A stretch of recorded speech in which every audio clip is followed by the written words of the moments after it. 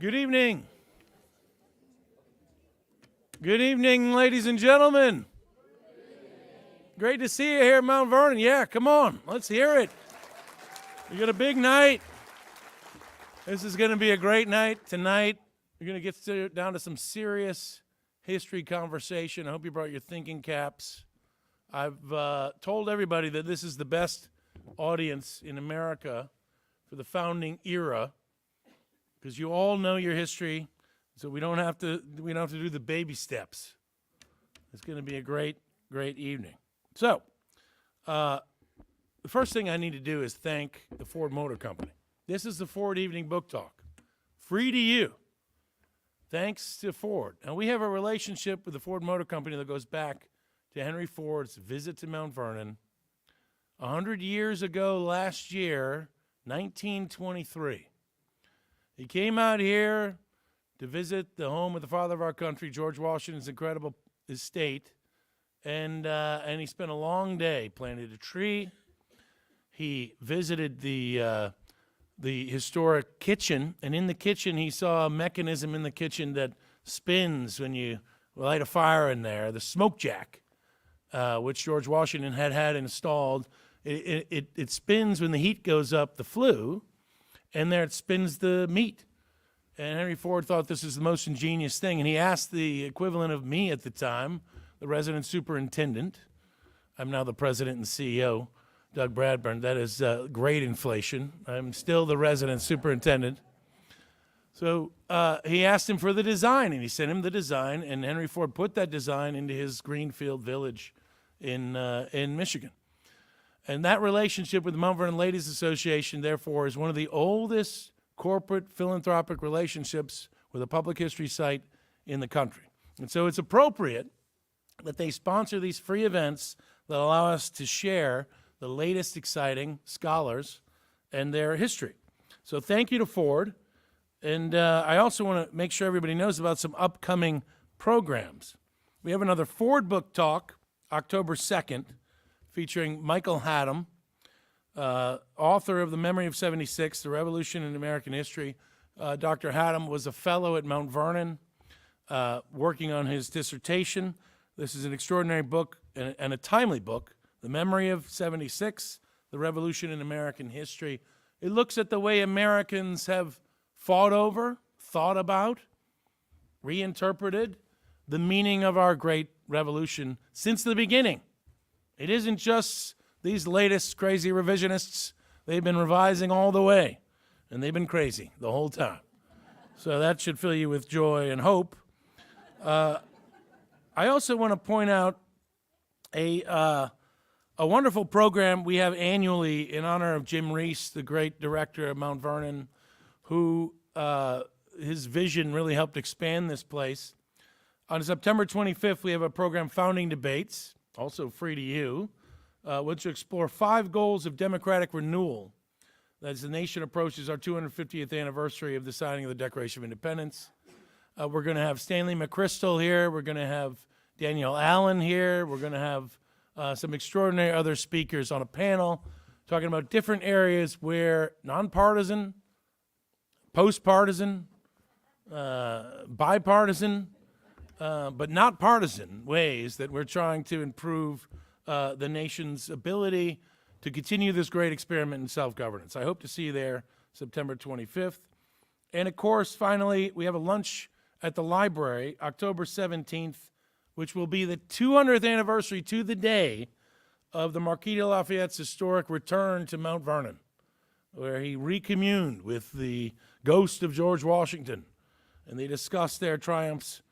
And we're going to relive that through the historian Elizabeth Reese, who's going to discuss her book, Marquis de Lafayette's Returns, a tour of America's National Capital Region.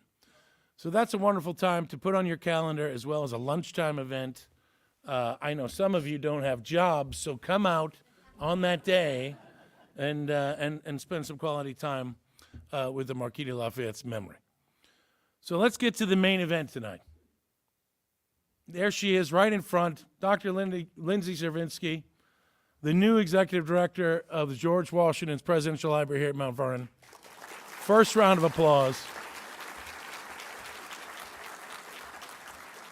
I'm delighted that she's joined the team here at Mount Vernon. She's been the executive director only for a couple of months now, but already making a major impact, inspiring the team, great plans, perfect timing, and of course, a brilliant scholar. She produces history that speaks to everybody, not only to scholars who are pedantic and annoying, though I have some beautiful friends in the audience. There's Jim right there, and yes, serious scholar right there, right in the middle.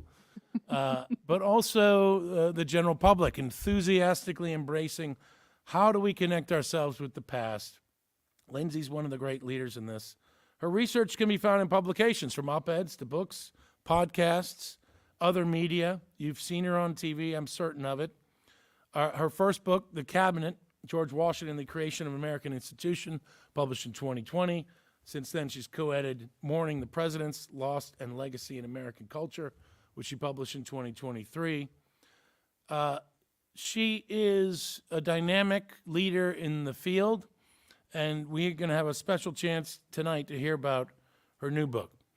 She earned her PhD in history from the University of California, but I will want to say, and I often take credit for this, because she was here at Mount Vernon when she finished writing that dissertation.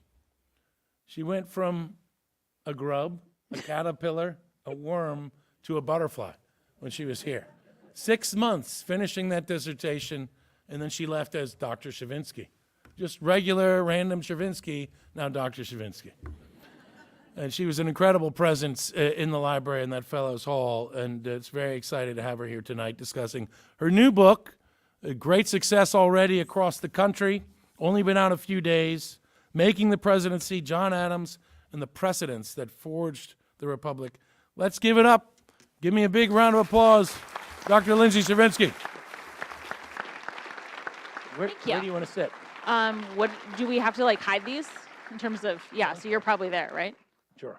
All right. Stephen, could you get me a copy of the book? I forgot mine here, which has all my notes in it. But this is extraordinary, Lindsay. Congratulations on the book. Thank you. Why did you decide to go to Adams after George Washington? Seems obvious. Yeah, so, after I wrote about the presidency in George Washington's administration, it struck me that once he left, he was such a unparalleled figure in American history, and no president ever had that type of reputation or stature, and I don't think any president ever will, which is often the type of hyperbole we're not supposed to use as historians, but I think in this case is actually quite accurate. And so he had so carefully put together these precedents and these norms and these practices for the institution. But then I had this question about, okay, what happens next? Do they actually work for anyone else? Can the institution survive for anyone else? And that really inspired me to think through, how did the presidency morph and evolve? How did John Adams take what Washington gave him and turn it into something that would work for all of the successors? And so that was my starting point. I was originally going to include Jefferson too, but then I dropped that part off. That's the same thing that David McCullough said. He was Great minds think alike. Joint biography of Adams and Jefferson. He ended up Jefferson. Great minds think alike. What can I say? There it is. Here's the book that we promised. That we'll put that right here. So Adams, how is he chosen as the guy who's going to be the next president? How does it work in the middle of the 1790s, at a time when they never done that before? How does that happen? Well, I think a lot of people today sometimes wish that there was a secret cabal that would make decisions and move things around, and it might be a little bit easier or smoother or cleaner than the messy process that we see often play out in the news. But back then, the way we choose candidates today is perfect. We always get the best people. But back then, there actually genuinely was just sort of this group of leaders, and both leaders in the Federalist Party and leaders in the Jeffersonian Republican Party kind of met and gathered and decided who they thought would be an appropriate candidate. In some ways, Adams was a natural choice because he was considered the heir apparent. They talked about him being closest to Washington, not necessarily emotionally, but positionally closest to Washington. They had also had a Virginia president, and it made sense to have a party that really found a lot of its base in the Northeast to maybe have a Northeast president. But I think it was also, in some ways, just a recognition that at that time, they really cared about the amount of service that people had given to the nation. And he, other than Washington, had really been in service to the nation perhaps longer than almost anyone else. So, is this the time of parties? Are they running as a slate of president, vice president? Who's the vice president candidate for Adams? How is it really working? So by 1797, when Adams took his oath of office, there were two baby political parties. I call them baby parties because they weren't quite factions, but they were certainly they were not as advanced as the political parties we have today. So there was the Federalist Party, and I'm going to drop off Jeffersonian Republican and just say Republican because that's what they referred to it as, but they should not be confused with the party of Lincoln or the Republican Party today. So those two parties did exist. They had sort of networks of support, and they communicated with each other via committee sometimes. They had newspaper editors that they often paid and supported that then put out their party line. But there wasn't a convention. There wasn't, a whole platform of ideas. And certainly in 1797, the two presidential candidates, Thomas Jefferson and John Adams, were not involved in the election. They stayed home because that was the expected political custom at the time. As you mentioned, there has to be a vice presidential candidate because that's what the Constitution says. But the Constitution, at this point when it was first drafted, specified that the top two candidates would be picked. So both parties basically put up two candidates with the understanding that one was supposed to be the presidential candidate and one was supposed to be the vice presidential candidate, but it was really a gentleman's agreement as opposed to like a written ballot that had a very clear demarcation between the vice president and the president. It's problematic in Adams's case because Washington is the first, sort of unanimously the first and the only at that level, and so the rest is sort of like the scrum of all these other guys. Yeah. Right. So who was the Federalist? I guess so Adams was assumed like, okay, when we go to elect, he's going to be the main guy in the Federalist Party. Who was their vice presidential idea? So this is going to start to get confusing because the Pinckneys were everywhere and they tended to recycle names. No. In 1796, the Federalist vice presidential candidate was Thomas Pinckney. In 1800, it was Charles Cotesworth Pinckney. They were brothers. In 1796, when they selected Pinckney, they did so because he was from South Carolina. Adams was from Massachusetts. They wanted to have regional balance, and Alexander Hamilton had certain schemes behind the scenes to maybe try and push Pinckney past Adams in the Electoral College because he would be much more malleable and much more easy to control. I started the Alexander Hamilton. That's good. So I'm hearing problems already. Why problems. Didn't Alexander Hamilton, George Washington's former Secretary of the Treasury, now working as an attorney in New York, why didn't he like John Adams? He said that John Adams was too independent. He was not enough of a party man, which to us I think sounds pretty good. Generally, we want our presidents to be able to think beyond the party line. But Hamilton really thought he always knew best, and he had very strong opinions about what should happen and when it should happen. And he understood that Adams was not going to be someone he could control. And so therefore he did not trust him. And so he really wanted to try and push someone else into the presidency that he would have more sway over. And in 1796, that was Thomas Pinckney, and in 1800, that was Charles Cotesworth Pinckney. But Thomas Pinckney doesn't get the second most votes in the Electoral College in 1797. Who does? So as I said, under the terms of the Constitution, top two candidates become the president and the vice president. And this was a pretty significant loophole in their envisioning of how the Constitution would actually work, which they rectified pretty quickly. That's the 12th Amendment.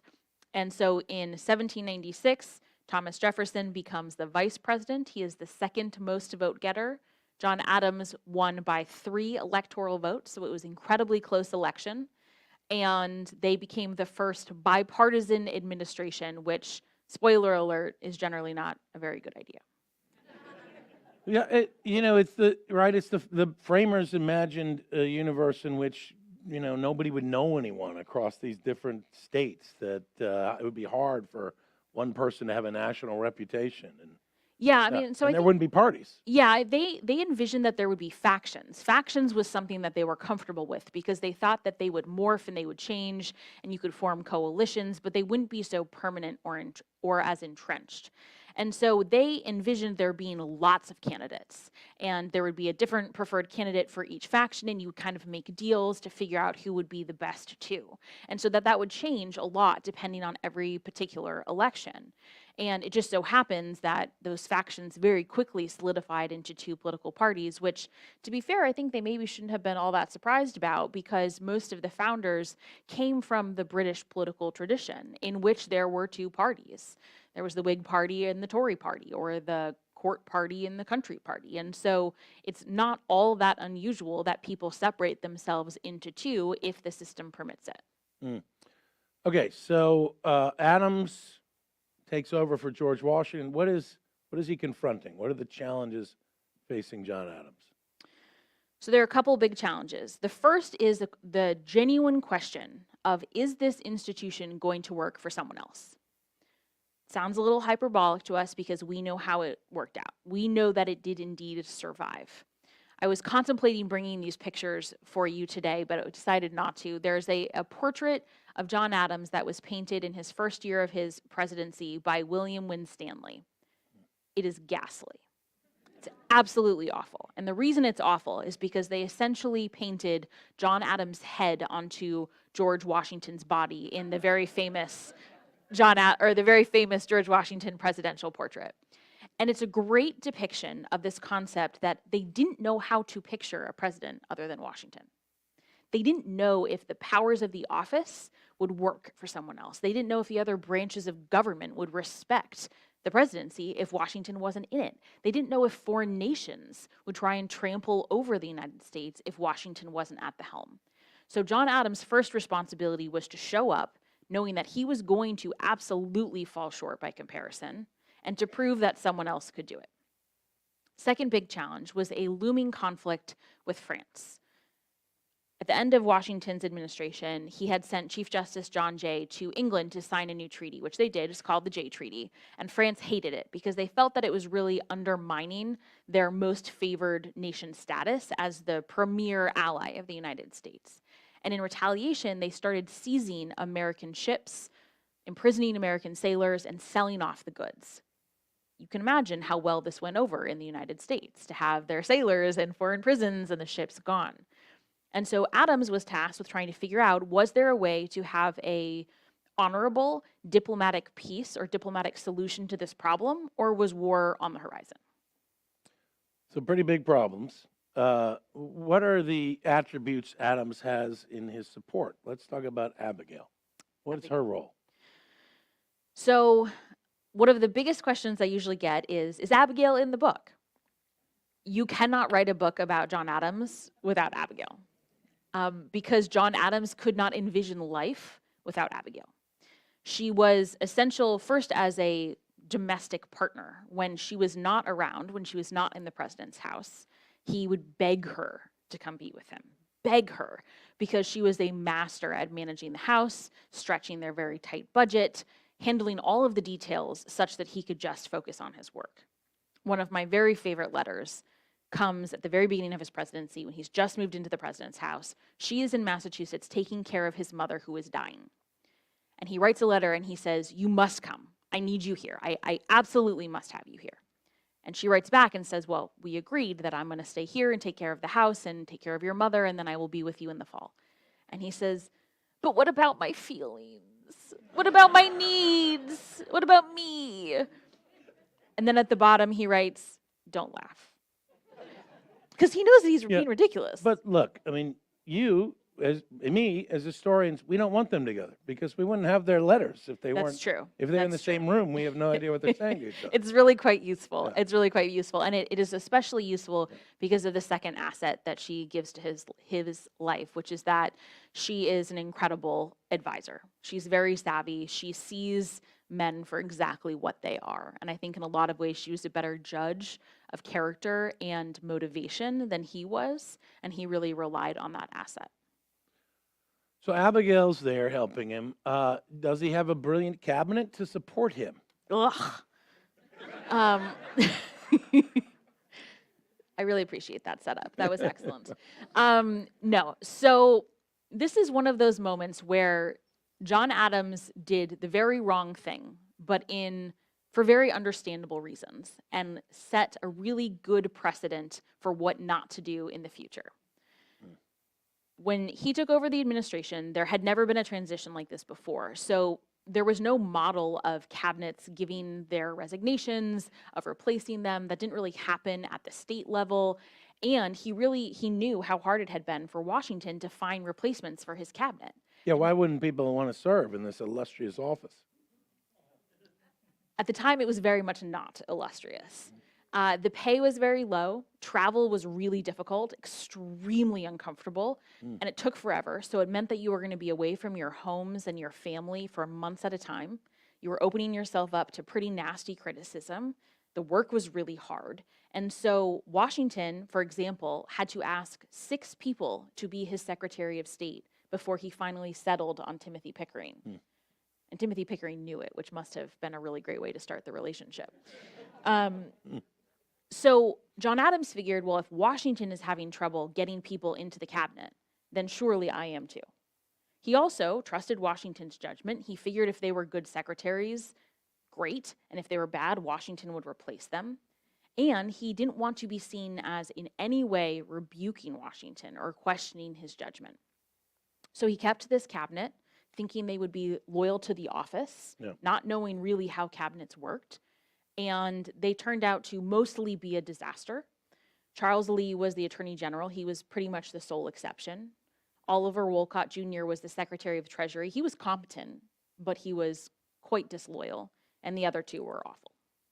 Is the other 2, you got Timothy Pickering, I want to talk a little bit about, and James McHenry. Yes. He's the Secretary of War. Yes. Pickering, I mean, this could have been Adams and Pickering. I mean, he's a big part of this book. What is his story? Who's heard of Timothy Pickering here? Yes, these 2. Yeah. So why has he been forgotten, Timothy Pickering? For good reason. So Timothy Pickering was from Massachusetts. He was from a county called Essex County. Sometimes when I do talks in New England, I have to ask if there are any descendants of Timothy Pickering before I insult him. So I'm hoping there are no descendants in this auditorium of Timothy Pickering. Yeah, in New England, they're all related. So well, that's why I have to ask. So he was from Massachusetts. He came from sort of a middling family, big family, had to work really hard, never really had enough funds, from very intense Puritan stock. Although the famous book, The Age of Federalism, says that it's really unfair to blame the Puritans for Pickering's personality, because that's not very nice. So he had been in the Army with Washington. He had served as a commissioner in Washington's administration. Then he became the Secretary of War and then the Secretary of State. He was very hardworking.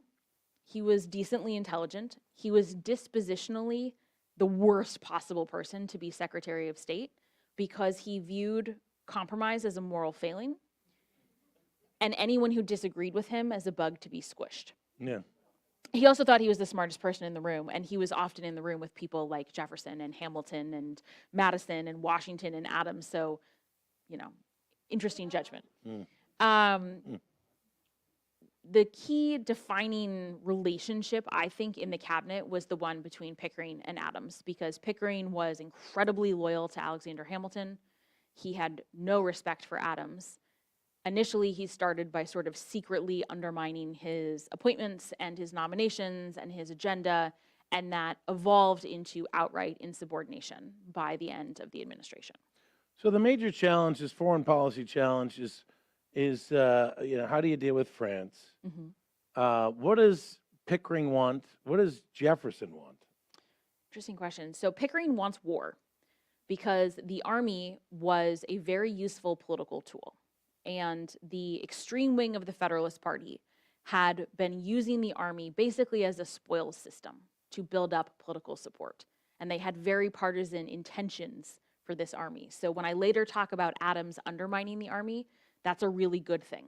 We don't consider that to generally be something we applaud in presidents, but this is not the army you want. This is a very political, very dangerous force.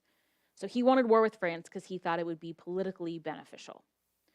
Jefferson was very emotionally friendly to France. He didn't necessarily want war with Britain, at least not during the Adams administration, but he wanted a much cozier relationship with France, and he wanted the opposite of that with Britain.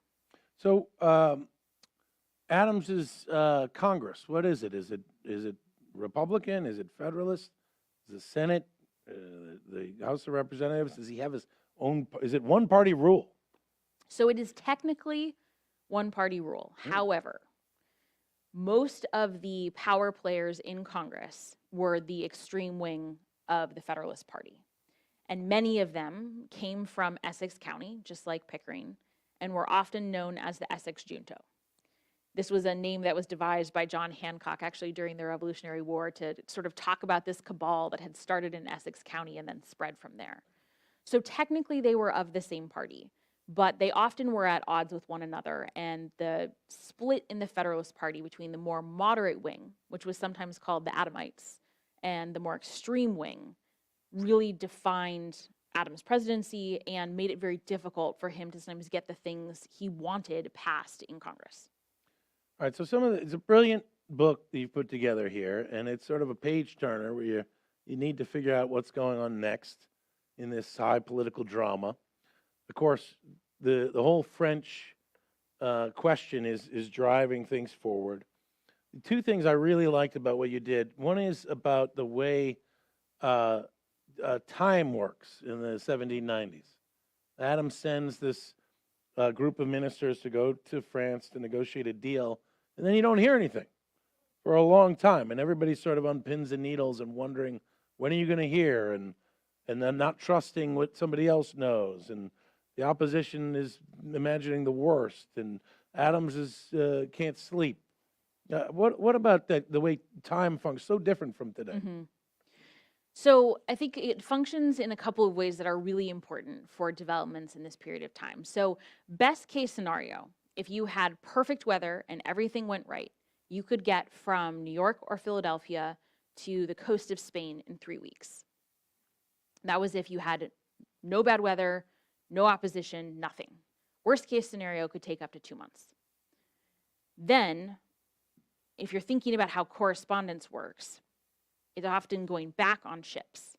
And those ships are regularly seized because France and Great Britain were at war for most of several centuries, but especially right now.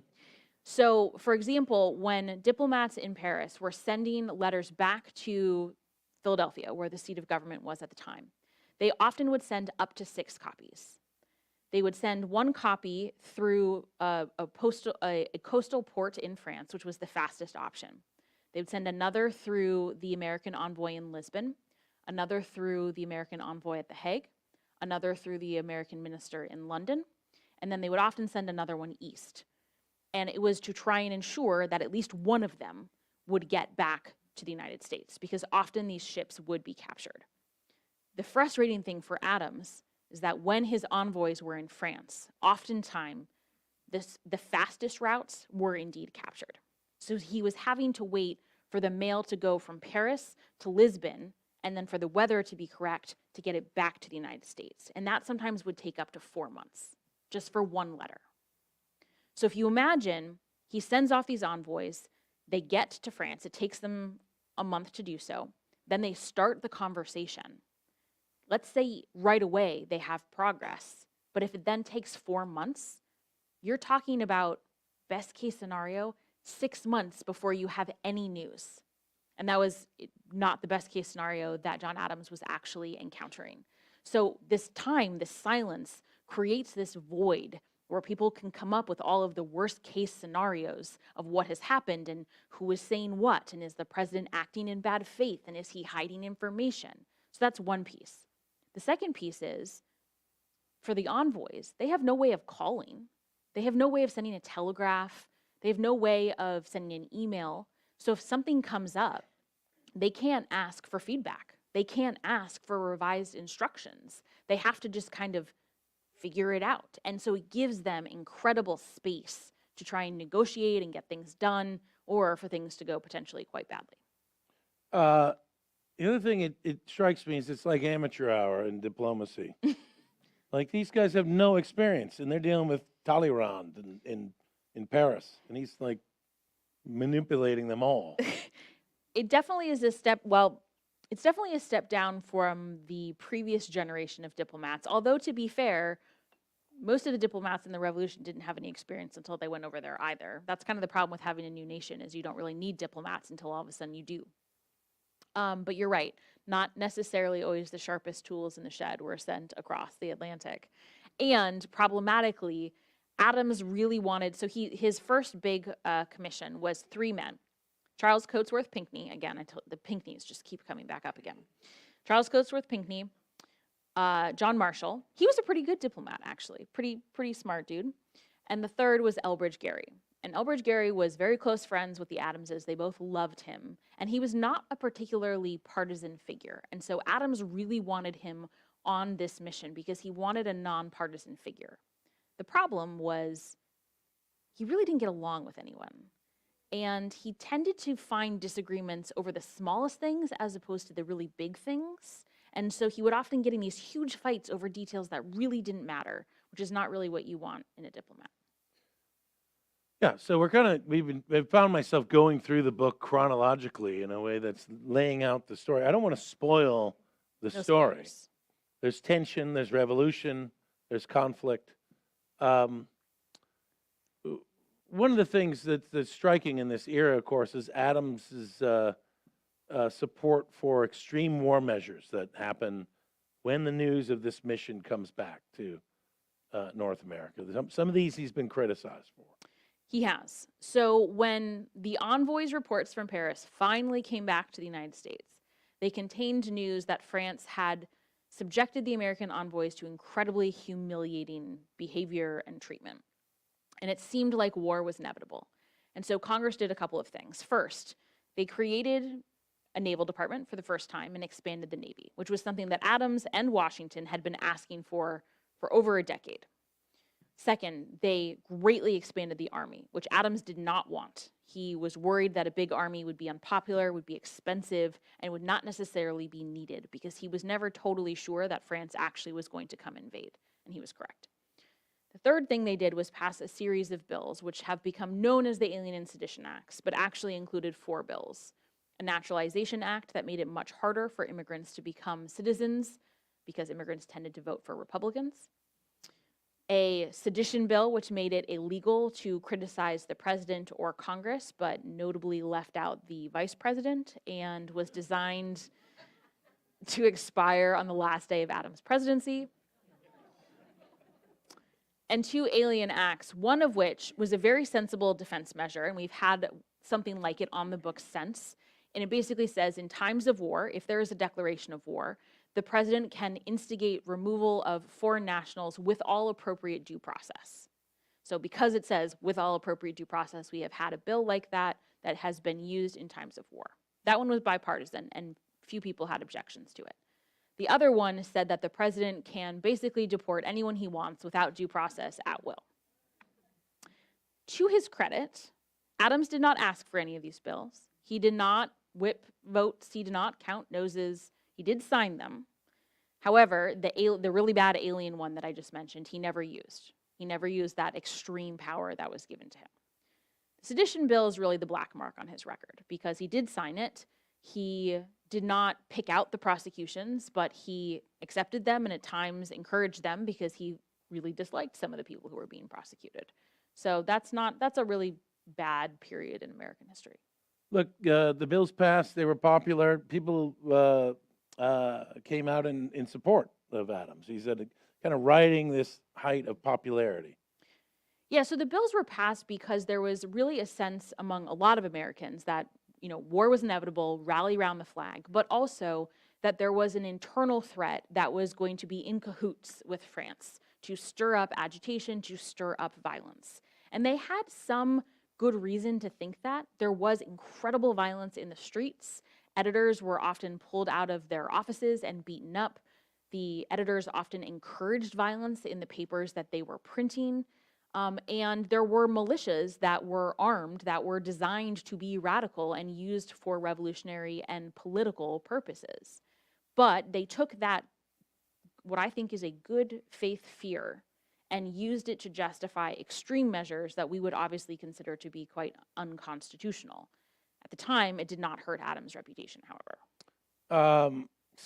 Okay, so what was Adams' general attitude towards legislation as the head of the executive branch? Did he have like a slate of programs he was trying to push through, or did he let other people do that?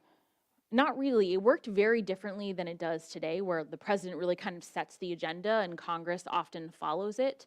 I think the exception in the early republic was the early years when Hamilton was really crafting the financial legislation that created the economy and restored American credit.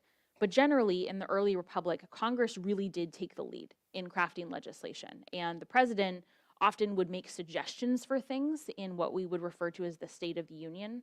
They called the address to Congress, but they were not a major pushing force behind a big agenda. And Adams was no different. He did ask for the Navy. He regularly asked for a Navy, and he was really excited when they finally did it.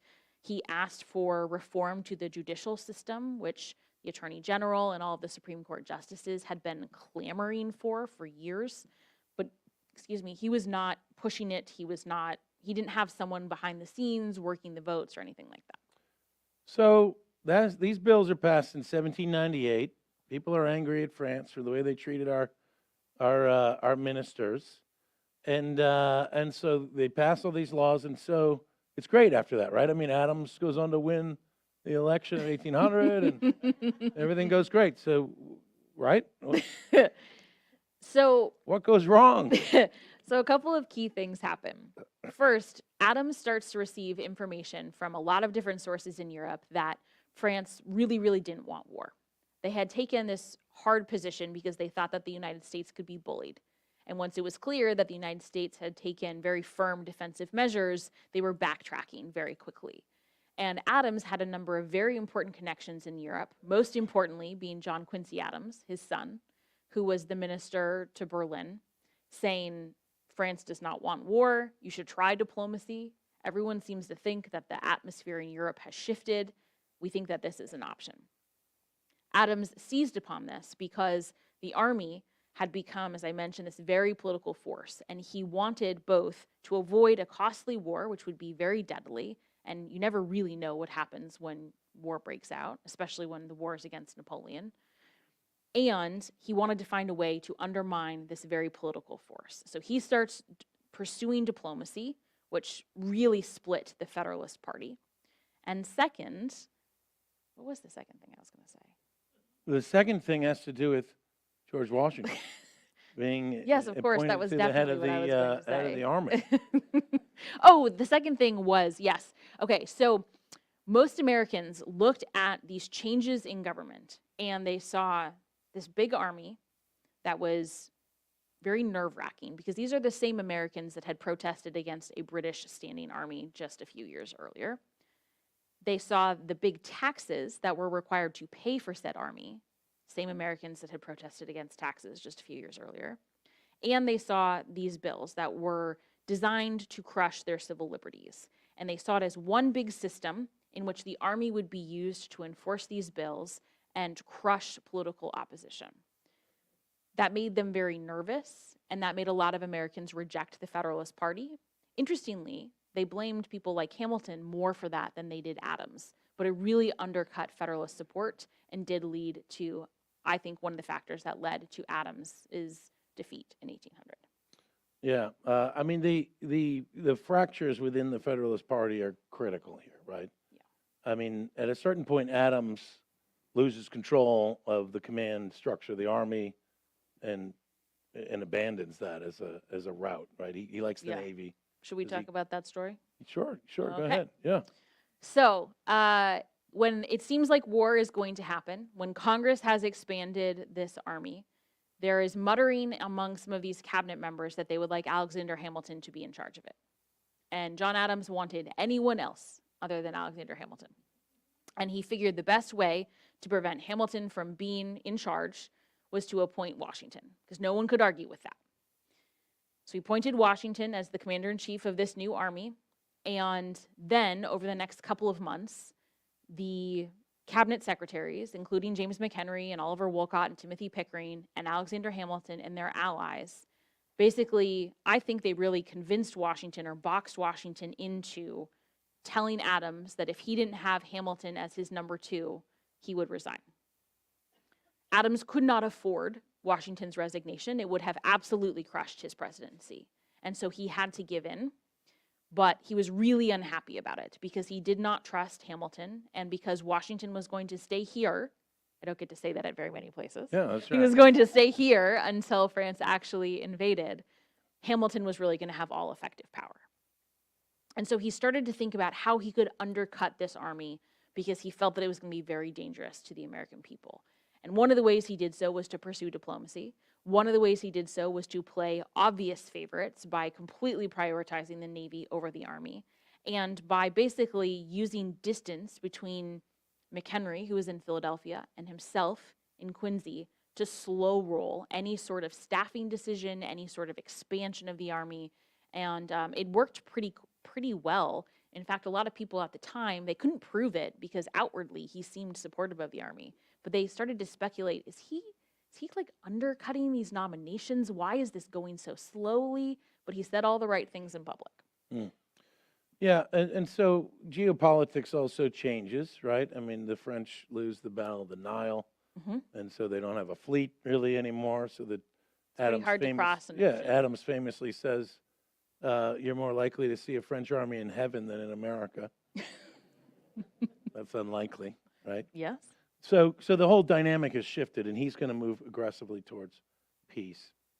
And so there's opposition, though, right? I mean, this isn't a one-party story.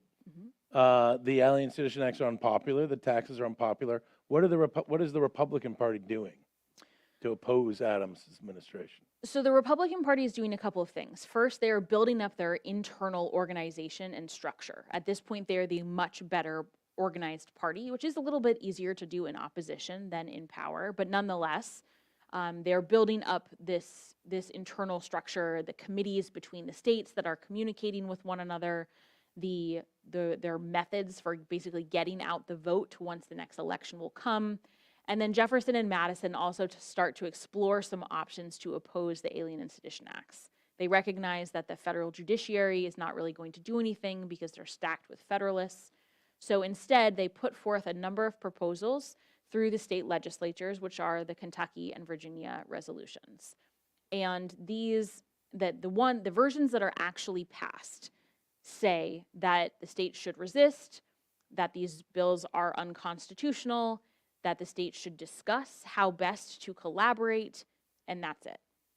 However, an earlier version of this bill, while it's in discussion, gets leaked from Virginia and makes its way north. And in that bill is language that says the states have the right to declare federal acts null and void. Federalists immediately howl that this is akin to declaring war and secession. And John Quincy Adams, who is, I think, one of the most brilliant observers at the time, says there will be a war. It is coming, especially between the Old Dominion and the rest of the Union, but not today. They're really just howling. It's not today. What's really fascinating is that Jefferson had asked for that little bit to be inserted without Madison's knowledge.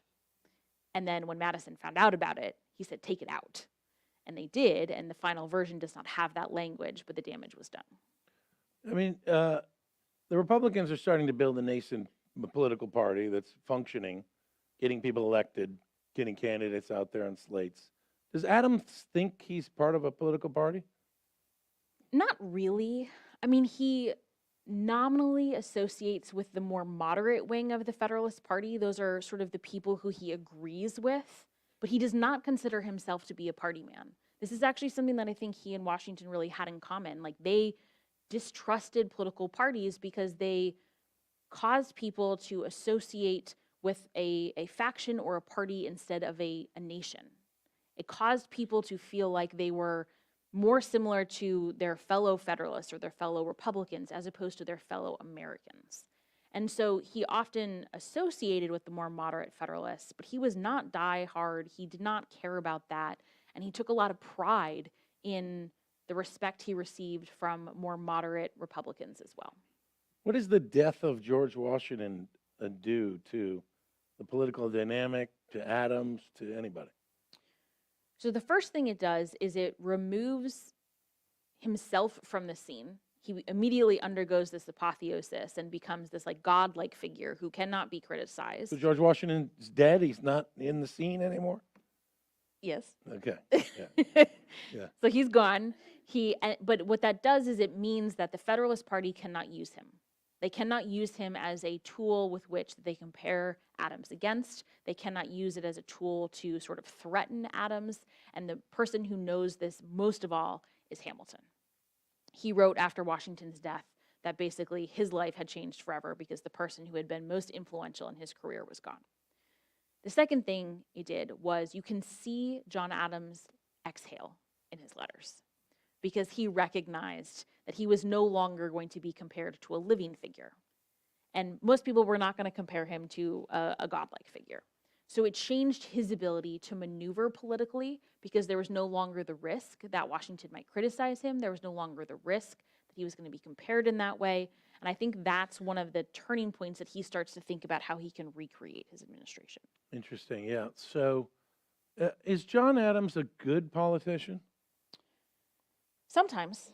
He's definitely one of the contributions that I actually think that I make that a lot of other history books don't pick up on because they don't necessarily use some of the letter sources I did, is that he is actually much more savvy than people think he is. So for example, when the dispatches came back from France, they're called the XYZ dispatches. Adams has the contents and he doesn't reveal them right away. And he basically plays the Republicans. He gets them to demand them because they say he's keeping secrets and he's trying to keep private information that's going to be damaging to him. And he slowly leaks it to Federalists so that they participate in this. And they say, oh, yes, we should really have these documents. We need to have transparency. And if you don't have access to Theodore Sedgwick's papers, who was one of the congressmen at the time, you don't see all of those steps. But he was really quite meticulous in doing so. And then once these dispatches came out, they were humiliating for the Republicans. So sometimes I think he could be a really extraordinary politician, but sometimes he wasn't because I think sometimes he felt that that was beneath him. What are some of his weaknesses as a leader? He was not very good at building the interpersonal loyalties that are sometimes really essential in an administration to get through difficult times. He believed that people should be loyal to the office. He believed that people should be loyal to the nation. I think that he thought that they would do what he told them to because he was their boss. And legally, perhaps he was correct in assuming that. But we know from Washington's time, we know from studying other presidents that that interpersonal connection really has to be fostered and built in order to have a really effective administration. What do you think his best leadership quality was? He was willing to do what was unpopular if it was right. So he had an enormous backbone and really incredible character in terms of just sterling ability to withstand criticism if it was the right thing to do, which is rare. Now, we're going to get questions from the audience here. We're getting to that time. Stephen is going to hand out cards and little pencils if anybody has any questions. So let's get a lot of questions from the audience going here. Let's talk a little bit about the election of 1800.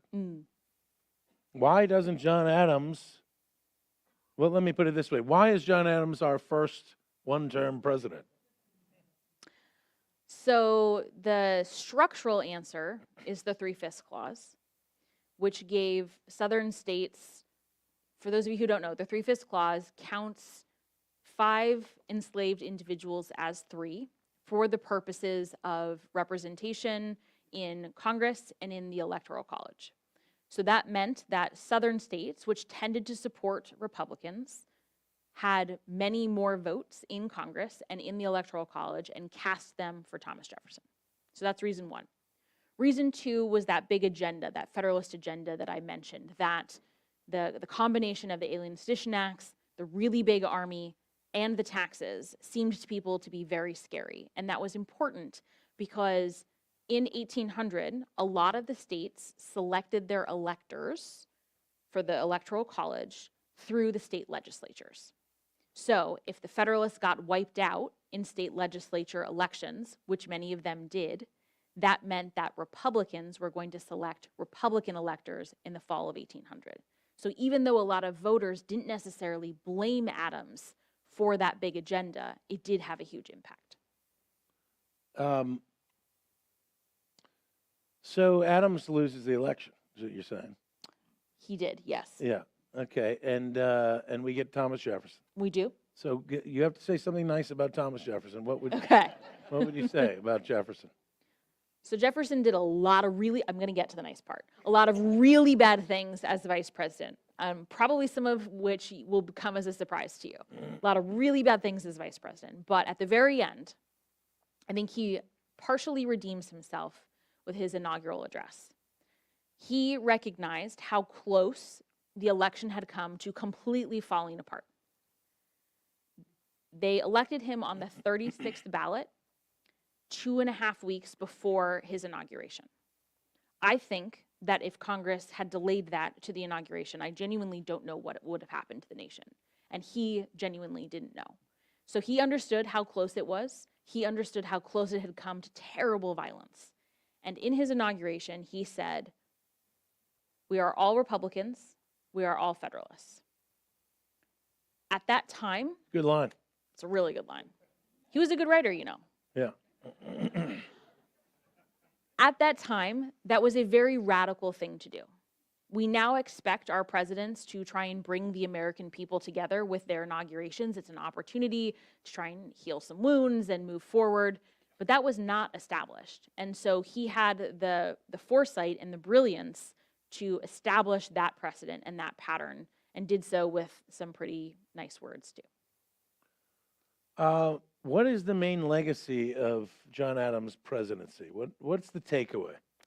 Why do we care about this one-term, bald, New England angry man? So two big takeaways. One, sometimes it's really important for someone to show up. He knew, Jefferson knew, pretty much everyone knew whoever came second was going to have a terrible time. And he did it anyway. So showing up is part of the deal. Second, he was instrumental in crafting the first 2 peaceful transfers of power, which are central to any democratic system. Didn't do it alone. It takes 2 to tango. We have learned that it really depends on having both people committed to this process, but he was the common denominator in both. And he really set the tenure, the tone and the tenor of what that transition would look like in 1800, and established the model that we hope all presidents follow going forward.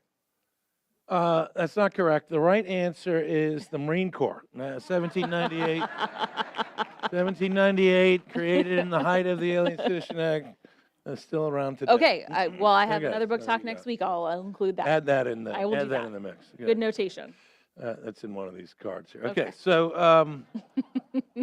okay. Well, we'll go back a moment here. More or less, what did the Federalists or the Jeffersonian Republicans stand for? What did the Federalists want? What did the Jeffersonian Republicans want? Okay. Why didn't they hate each other so much? So they had 2 fundamentally different visions of what the nation should be. The Federalists believed in a stronger central government. They wanted a stronger Navy, a stronger Army. They believed in the central importance of trade, and so as a result, they generally wanted a more friendly relationship with Great Britain because they were the biggest trading partner. They didn't really trust France after the French Revolution because it had been so violent and so radical. They tended to have their support in urban centers, merchants, bankers, people who worked in trade, and they tended to also have support in New England.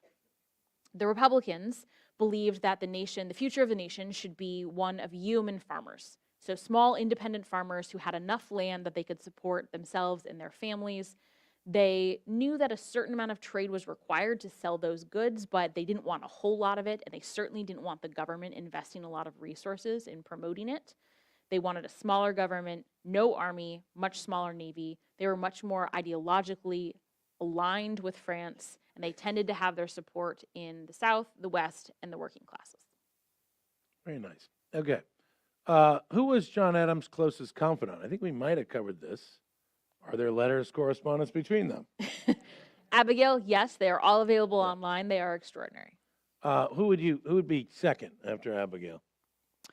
I mean, did he have any friends? His sons were incredible. Yes, he had friends. He was actually, so here's the thing about John Adams. His contemporaries sometimes thought he was an anathema, but he would be very accessible to us today. He was funny and self-deprecating and knew his flaws and made jokes about them. He was honest, and he did have a sense of joy and love. And so I think there are a lot of things that we would really like about him today, including you. He was very close to his sons. He became very close to John Marshall. John Marshall was a very close confidant towards the end. And then also Noah Webster of Webster Dictionary fame was a big Adams supporter. Yeah, that's the other good legacy, right, of Adams' presidency is Marshall. He Yes. appointed him to the Yes. Supreme Court. He Yes. was on there until Yes. the 1830s, 1835. All right.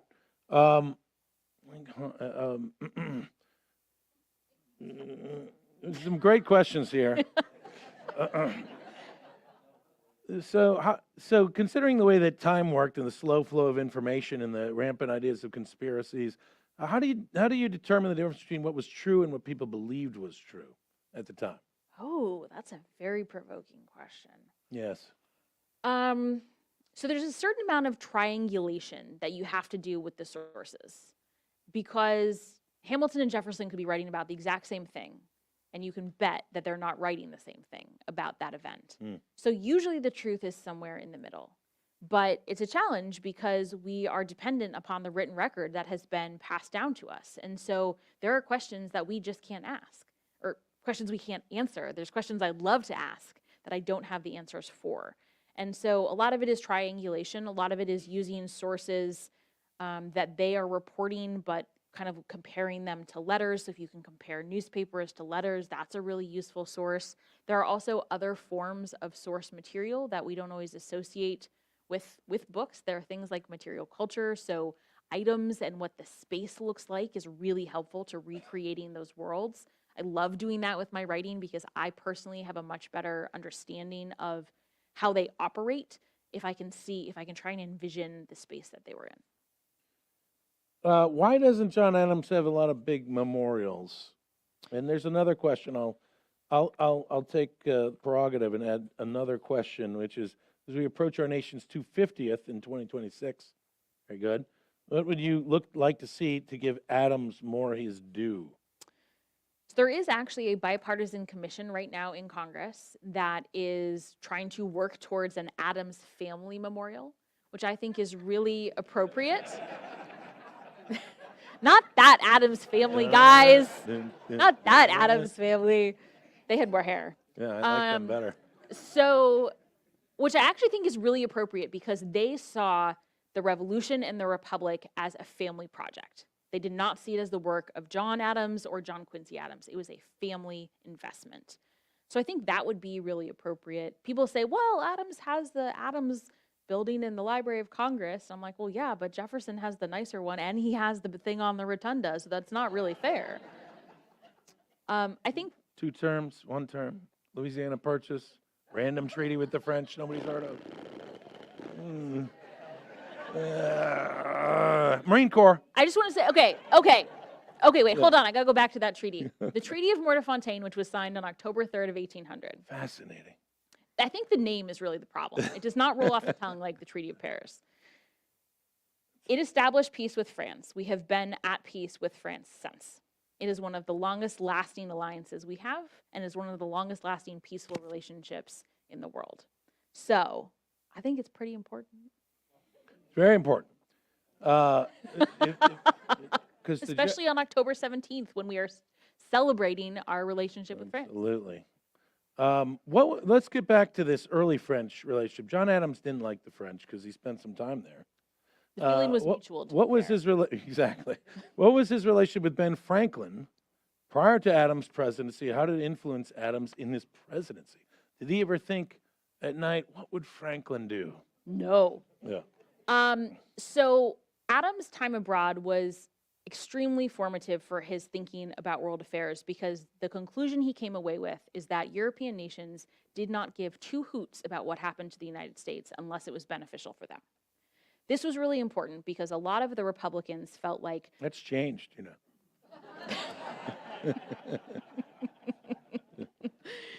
This was really important because a lot of Republicans felt like, well, France was our ally because they really genuinely cared about the United States. And Adams was like, no, they don't. They want to make money.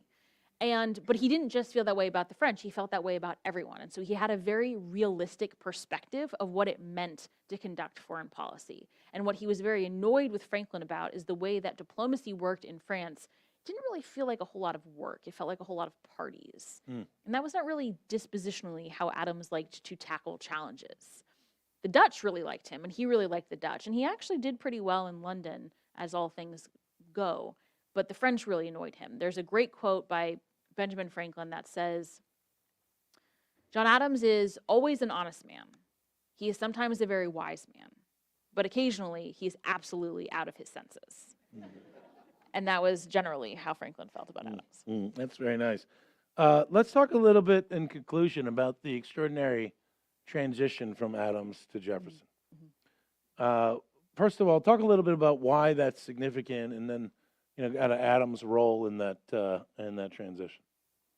Well, it was hugely pivotal because it had never really been done before. I think the transition of 1796 to 1797, when they were there, they thought this was the most sublime thing that had ever happened in human history. Direct quote. They cried. People who were present talked about tears streaming down their faces because the last transition they had seen was the French Revolution, which was characterized by guillotines and blood literally running through the streets. So when they saw this first transition of power, they thought it was remarkable. The second one happened, and it was between different parties. And it had almost come so close to being a disaster. And so they recognized that they were setting history. They understood that they were living through a historic moment, and that in order to have a republic, you have to have a peaceful transfer of power. If it's not a peaceful transfer of power, it's something else. So they understood that this was the bedrock of what it meant to have a republic, but that the character of it, the nature of it, how it actually worked, was not written down. It's not in the Constitution. And so it had to be crafted from scratch. And the American people had to be taught to celebrate it and to cherish it as an essential part of our institutions, and therefore to participate in the upholding of it. And Adams recognized the centrality of this process. He instructed his cabinet secretaries to participate with Jefferson, to basically give them briefings, he invited Jefferson over to the White House so that they could see what the space looked like, so that he could figure out what he would need to purchase. A lot more wine. Obviously. Well, that's always a good idea. Yeah. Abigail introduced Jefferson to the staff so he could see who he might want to hire for the White House, and indeed he kept on some of that staff. And none of that stuff is required. This was long before briefings are triggered by statute. And then when John Adams went home, which was a radical thing to do, to lose and to go home, he wrote a letter to Jefferson once he got back saying, "It is all peaceful here, and I wish you a happy and prosperous administration." That is the model that he was hoping to set for everyone who followed. One of the great things I think you convinced me of, too, is I think in the literature, there's often a sort of snide leer at Adams, sort of doesn't go to Jefferson's inauguration. He sneaks out at 4 a.m. in a carriage ride that has one of his enemies in the carriage with him, which is great, I think. Stuck in this carriage with this guy he hates for 8 hours or whatever. Anyway, but you, I think, showed that like this idea that the loser would be at the inauguration. There's a lot of ways to think that would have been an insult on the one hand, but it really didn't become a tradition in American practice for a long, long time. Yes, so the expectation that a president who has lost would go to the inauguration was not established until 1845. It was not a precedent at the state level. Jefferson did not ask Adams to come. He did not indicate that he wanted him there. And I believe there's no doubt that Adams was bitter about losing. No one really likes to lose. He didn't want to be there. He's a loser. Sure. But I believe it is possible. I believe that he was capable of both being unhappy that he lost and also worrying that his presence would somehow tarnish this process, would somehow be a distraction, would take away from the turning of the page, the establishment of a new administration. And because they had come so close to destroying all of it, he didn't want to do anything to risk that process.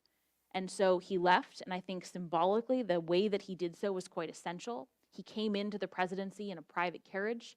He left on a public coach, which indicated that he was just like any other citizen. It was much more uncomfortable. And he left at 4:30 in the morning to avoid being a distraction, to avoid causing a scene, and he went home.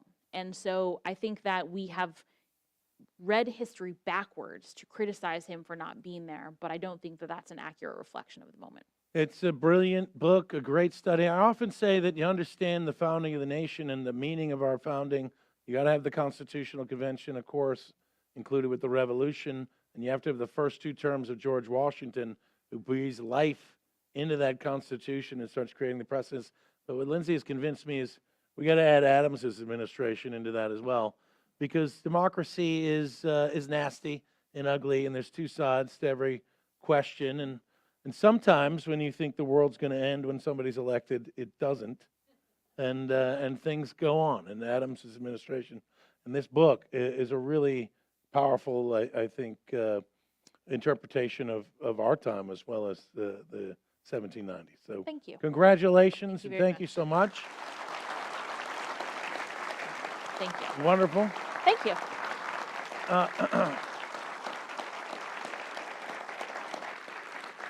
Wow. We're going to let Lindsay get out first because I know you all are going to want to buy books and have her sign them. Let's give her a chance to get out of here, and then you can visit with her as we have a drink together after this event. And I'll see you at the next one soon. Thank you so much. Thank you.